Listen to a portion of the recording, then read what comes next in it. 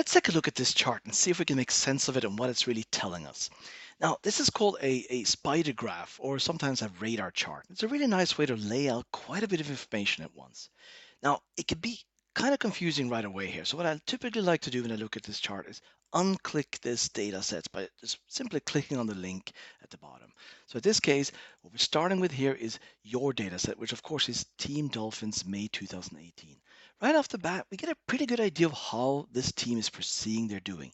You can see that there's certain areas like technical practices and quality where they might not be doing as well as in other areas, such as requirements and knowledge creating and even culture.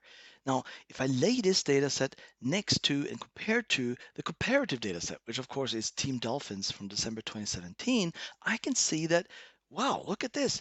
Over time, over these 5 months, this team is perceiving they're doing better in all dimensions of agility. That's really positive. If we look at this and compare it again to what we saw earlier, that's exactly what we're seeing. By and large, at the dimension level, they're actually doing better in all dimensions of agility. Now, there are certain spots here and there where they're not doing so well, and we'll get to that a little later on. But right now, from the highest level, you can see that they're doing better over time.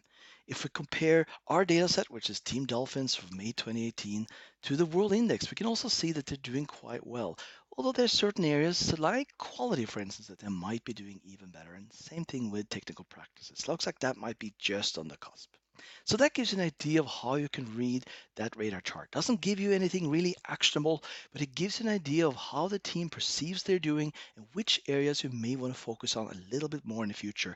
It also gives you an idea of how you should try to look at this from a questions perspective. What are the things you want to focus on? What things do you want to ask your team and start those meaningful conversations? That's the essence of continuous improvement.